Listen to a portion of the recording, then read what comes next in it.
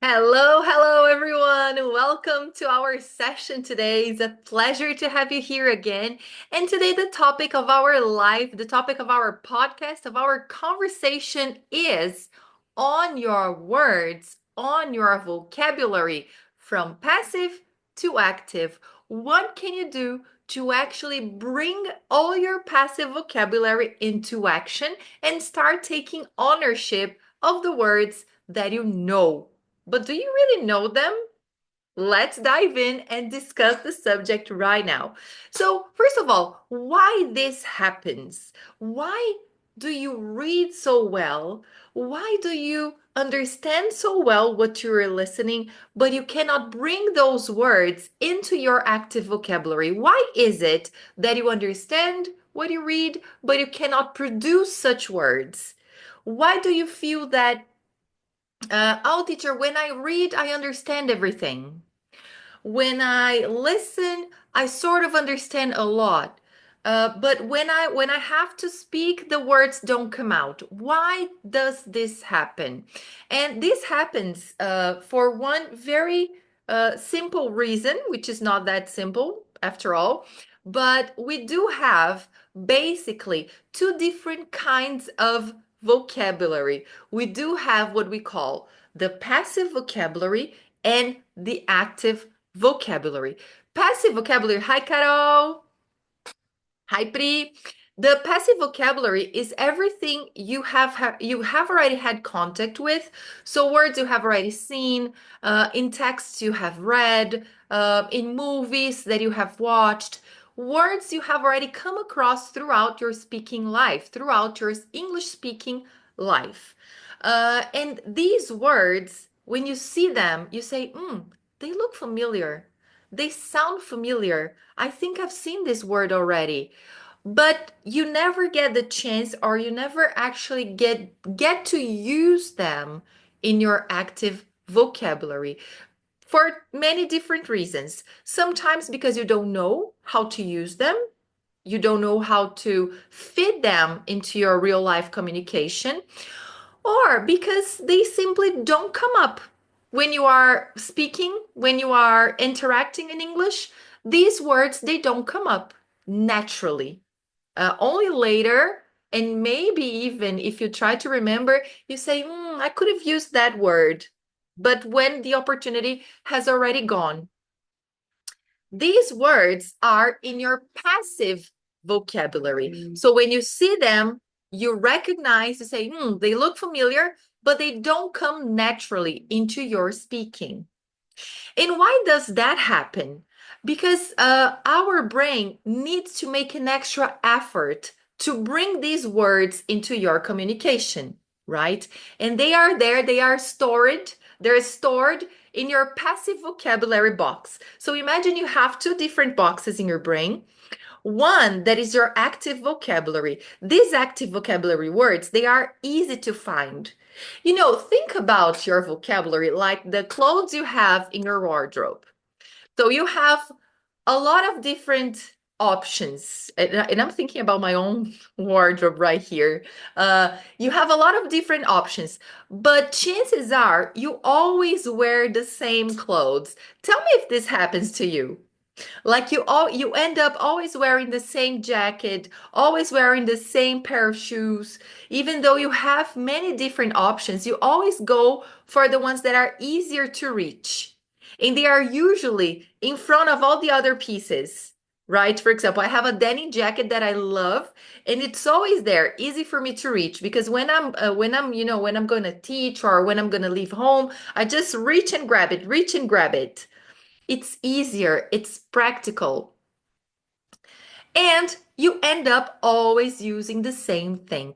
This is the same thing that happens with your vocabulary. Your brain will naturally reach for the expressions and the words that are easier to reach, that are easier to find. So you just need to stretch your arm and there you are. Stretch your arm and you grab it. This is what happens to your vocabulary as well. And when you want to use something different, when you want to use a different word, when you want to wear something different, what do you have to do? You have to go through your clothes in your wardrobe and try to find it. It's exactly what I did today. I wanted to find a different coat, a different sweater because it was cold in the morning.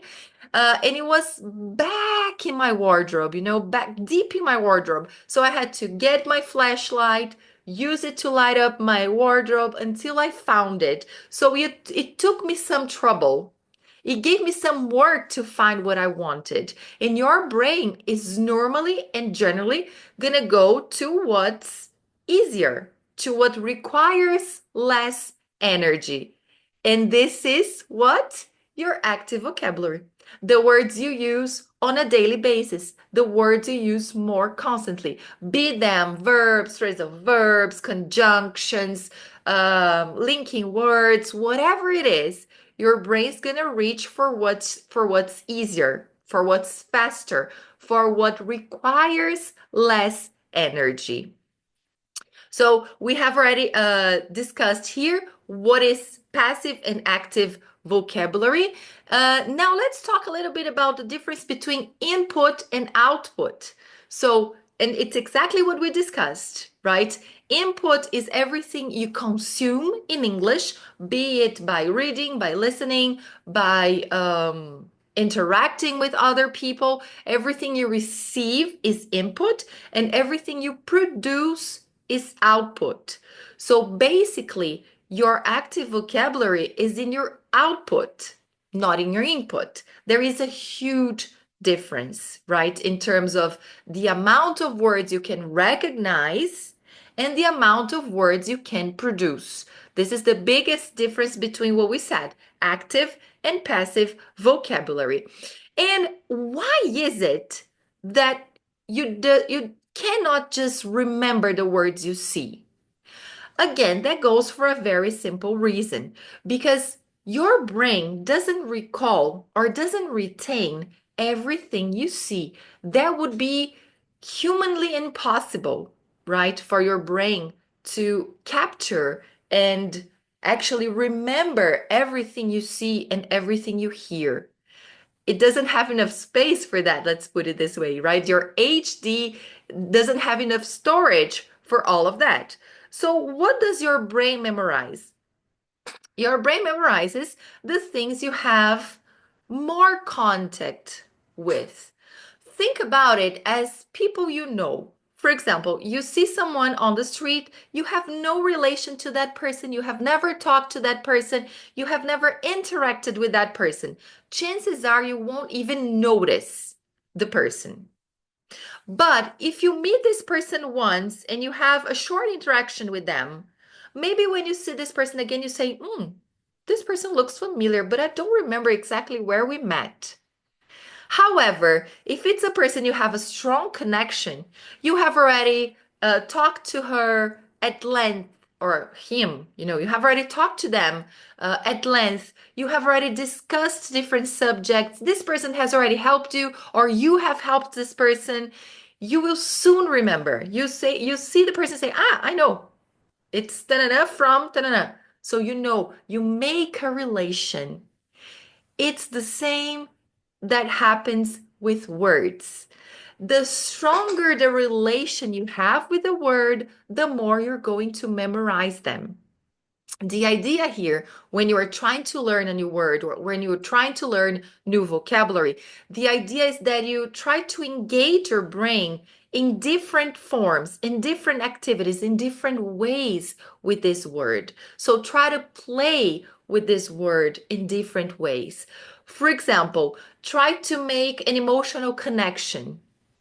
So let's say you're trying to learn the word overwhelmed. Think about it as a feeling. How does a person who's overwhelmed feel? When was the last time I felt overwhelmed? Relate to that experience. Connect with the feeling, connect with the situation. When you do this, when you have an emotional impact, hey Fabio, when you have an emotional impact associated with a word, you will remember this word much more easily. It will come more naturally to you. Why? Because you made a connection. So every time you're learning something, bring this word, bring this expression, even this grammar, right? Sometimes what you're trying to do is learn grammar. Sometimes you're trying to improve your grammar knowledge. This is only going to happen when you appropriate of this knowledge, when you bring it to your real life. So again, there are different ways in which you can interact with this word or with this grammar. One of them is by connecting emotionally. So bring this to your emotion. And when you're doing this with your students, encourage them to do the same. Ask them, what makes you feel overwhelmed? When was the last time you felt overwhelmed? What do you do when you feel overwhelmed? You see, so surround your students by emotions, by feelings, by experiences, and this will help them on the word. And the same happens to you. Play with the words in different ways. Write them. Again, the more interactions you have with the words, the more your brain is going to connect them. So when you write them, you have them visual. You also activate motor skills. So you are writing the word, you are interacting in a different way with the words. When you, for example, when you circle the word in a different color, when you highlight the word, when you scribble the word, so you are again engaging with the word in different ways, adding visuals. If you have if you have a pen like this one here that has a smell, you can even smell the word. Look at that. But this is technique. This is neural learning. These are neural learning techniques that will help your brain memorize. So engage with the words. And here again, we're not talking about just hi Faye, hi Faye. We're not talking about isolated words, but make sure you connect these words in a sentence, okay? Again, in a context, in a situation, you engage these words as widely as you can, okay? Because otherwise, they're just going to be word lists. Tell me here if you have ever tried to memorize word lists. Okay, countless word lists. For example, phrasal verbs, put off, put on, put up with, put out, and then you don't remember the meanings. You just remember words. If so, you remember words, but you don't remember their meanings. So the idea is connect in a context. For example, um, one day I was put off by the smell of smoke and I tried to put out the fire by da da da da da. So you make a sentence, terrible. You have a list of words that are meaningless. That's it, Fabio. That's it. If you are creative enough, you can try and connect these words telling a story. This is another technique to remember vocabulary, turning it into storytelling. So when you make a story using these words, they will start making sense. And this is what needs to happen. These words, they have to make sense to you. They need to connect with you emotionally and they need to make sense. When you connect them in a story, they become easier to memorize. Why? Because like our brains like um, sequence. Our brains like things that make sense. Our brains like logic. So when you connect the words in a logical story, your brain's going to make sense. It's going to find a pattern, it's going to find, meaning in those words, and it's going to be easier to memorize them. So I have already given you 3 techniques to remember vocabulary. Was that it? First of all was to connect emotionally. Second, interact in different ways, writing, circling, using pens which have smell and smelling these words. Uh, applying them in your context, and now using storytelling. These are all different ways that you can use and that you can teach your students to use in order to retain words.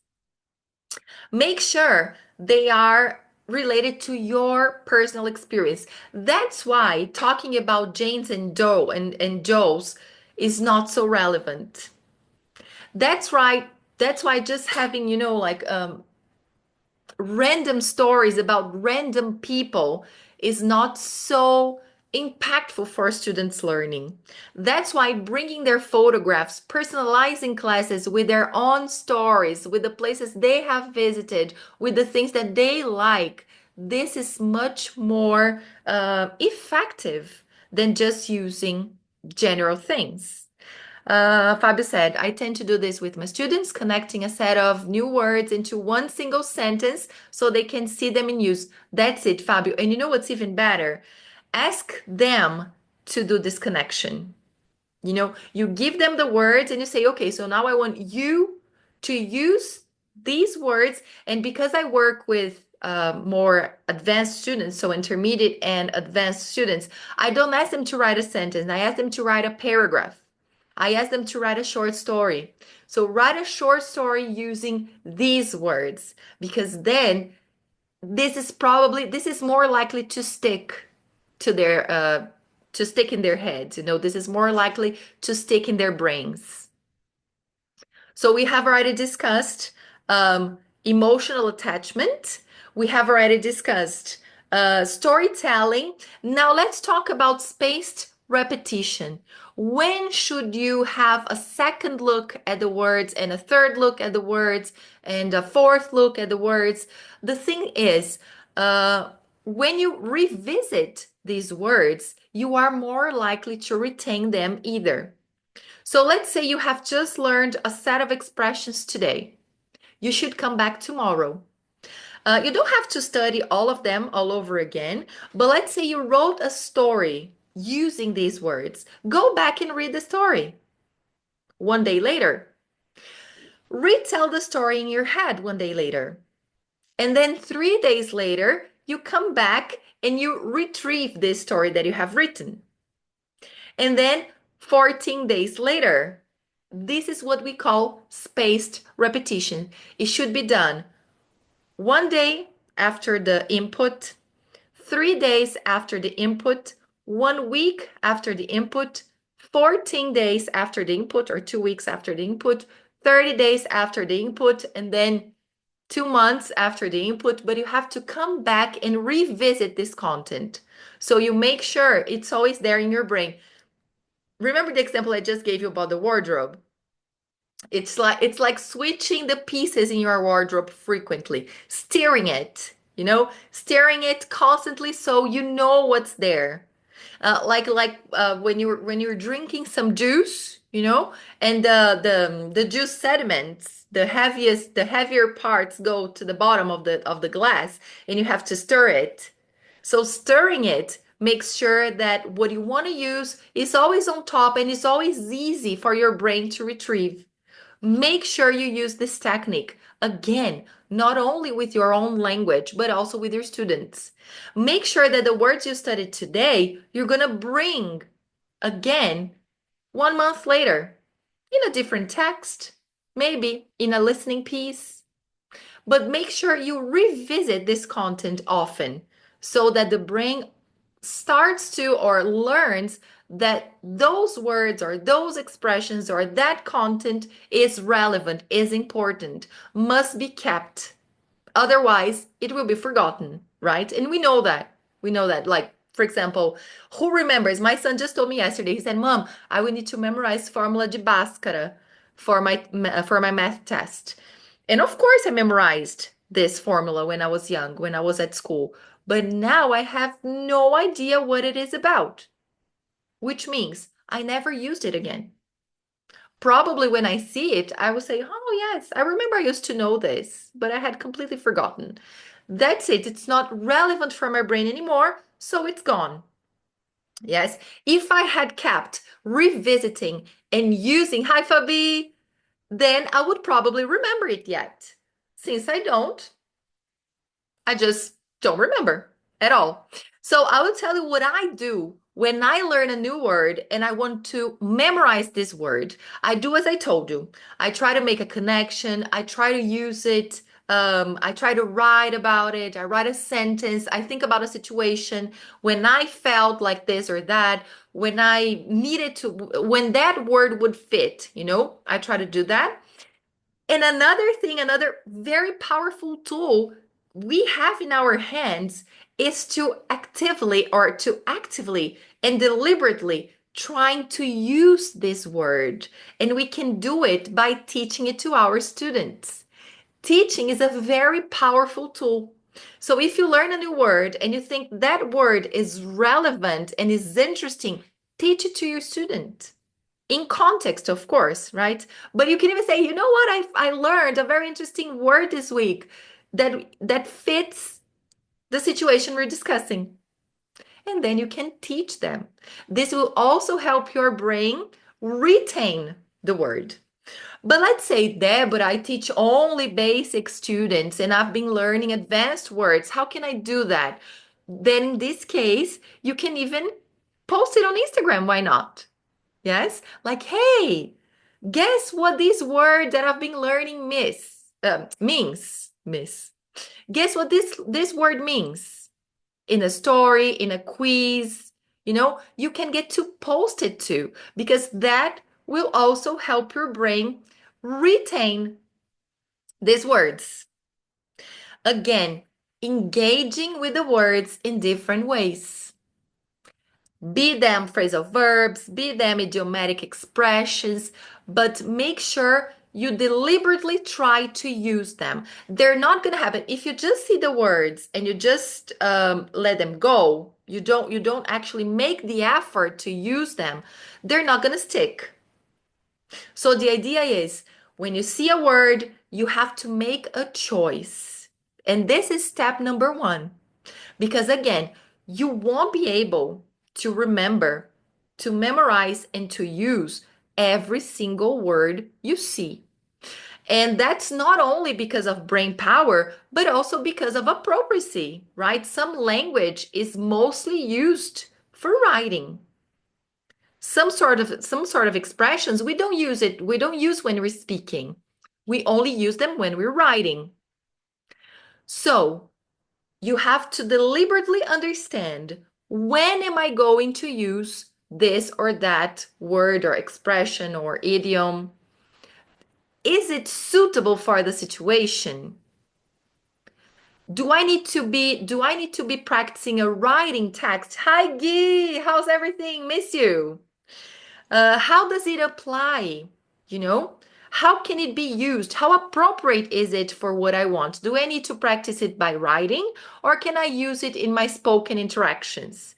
Can I use them with my students? Can I use them in my conversation group? Again, you guys know that I have a conversation course for teachers, and that's a great place for you to experiment with all the new words you've been learning because we only have advanced speakers. So if these advanced speakers don't know that word, it's a great chance or it's a great moment for you to explain, for you to teach them. And when you do this, you retain much more. So make them yours. But again, remember, it's not going to happen by accident. It's not going to happen out of the blue. It requires active and deliberate practice. It requires that you take a step further and actually use those words. They're not going to happen naturally. You need to make the effort, bring the action. Yes. And again, don't overwhelm yourself with 100 words. Like, oh, I want to learn 10,000 words. That's not going to happen. The idea is that you select a certain numbers, let's say 3 words a day. I think that's enough. 3 words a day, or let's put it this way, maybe 7 words a week. So you were able to write these words, or 10 words a week. You write these words, write their definitions, interact with them, think about a story, memorize them, teach your students, post about them, use them in a writing. So the idea is that you have a set number. You won't be able to do it all at once. And then what you can do is, for example, if every week you decide to have 7 words, you study your 7 words this week.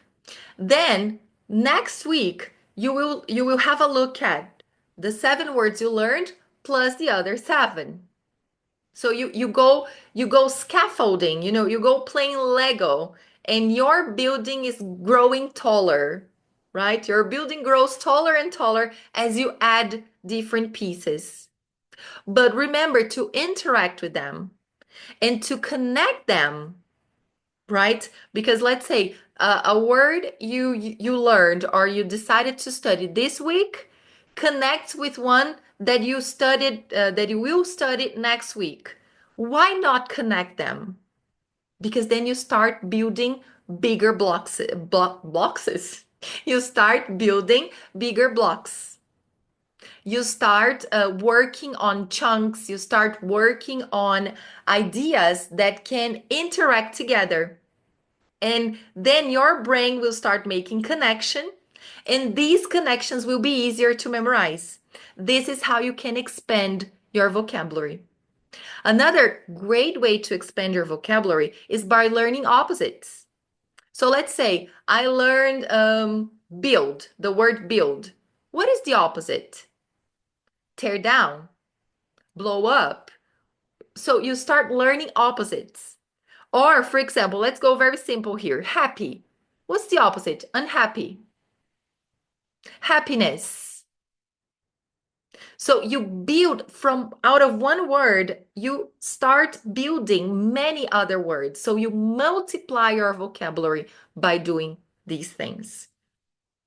But the life today was more than just building up vocabulary. The life today was about techniques to help you retain the words that you learn. And basically, these strategies are very, very helpful and very important. They're going to be the basis for your vocabulary building. They will help you not only understand more words, understand more English, but also put them into practice. But also, you are going to expand your communication skills. Because after all, why is vocabulary so important? Because it helps you convey meaning in different situations and it helps you communicate what you want more precisely. And not only that, it also helps you understand better because when you have a wider range of vocabulary, your comprehension is also better. Okay? So if you want to receive a list of these techniques that I have taught you here, type the word list below this live and I'm going to send you a list of these techniques. I hope you have enjoyed this live and I have a challenge for you. I do have a challenge for you. I want you to choose one word to practice today. One word to learn, memorize, teach, connect, write sentences, circle, highlight. I want to choose one word to do it today. And when you do it, tag me in your story. I will repost you, okay? This is the challenge of our life today. I hope you have an amazing week, an incredible week, and I'll see you in our next live. This live is also available on our podcast. Okay, Amanda, I'm gonna send you the list. See you. Bye bye.